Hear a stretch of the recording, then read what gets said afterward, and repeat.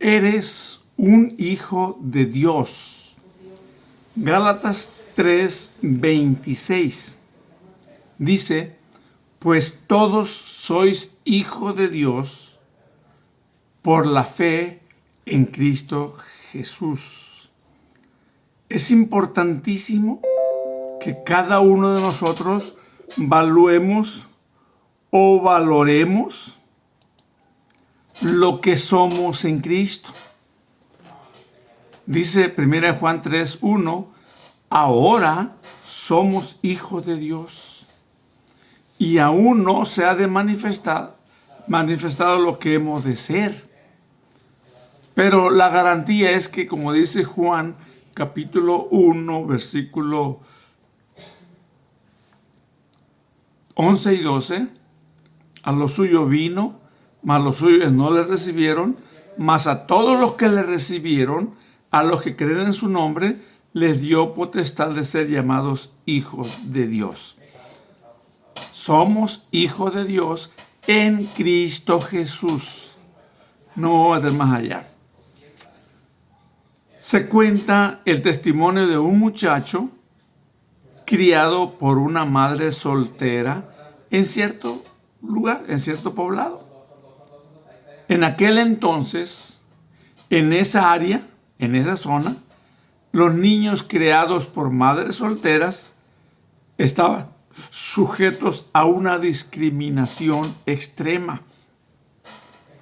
A una discriminación extrema.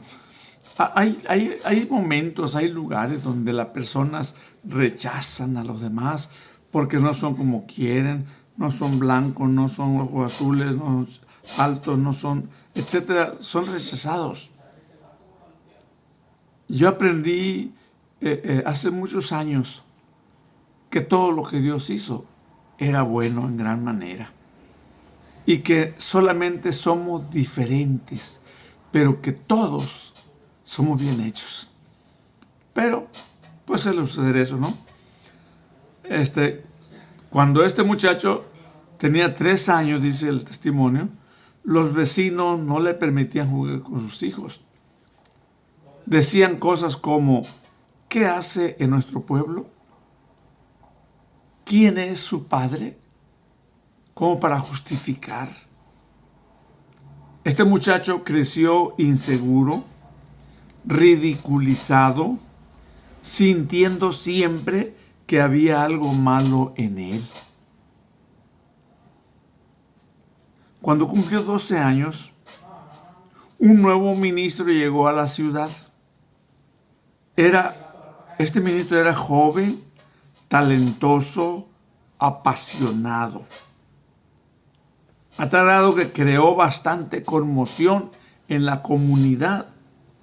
La gente estaba emocionada por este nuevo pastor o ministro de esa comunidad. El muchacho que decíamos cuando tenía 12 años nunca había ido al templo para no ser rechazado, para no ser, no sentirse más mal. Pero ese domingo, decidió ir a escuchar un sermón de ese nuevo ministro, del que todos hablaban, del que todos tenían buen concepto, buenas ideas, lo elogiaban. El muchachito adolescente llegó tarde, tal vez deliberadamente llegó tarde, se sentó en la parte de atrás para que nadie lo notase y puso mucha atención a la palabra que presentó el nuevo ministro. Y entonces dice el testimonio que cuando este muchacho escuchó ese día el sermón, sintió un amor, una paz, una aceptación que nunca antes había sentido. En los planes de él, cuando llega al templo, eran salirse temprano, antes de que terminara el culto, antes de que terminara todo y salirse. Pero estaba tan interesado en lo que el ministro estaba diciendo que el servicio terminó antes de que él se diera cuenta. Entonces, cuando quiso salir, dice el testimonio, quedó entre la multitud. Y en eso el ministro salió a la puerta de salida para saludar a todos los que iban saliendo. Y por ahí pasó este joven. Lo miró. Se da cuenta que no lo había visto antes. Y a la vez se da cuenta que va solo.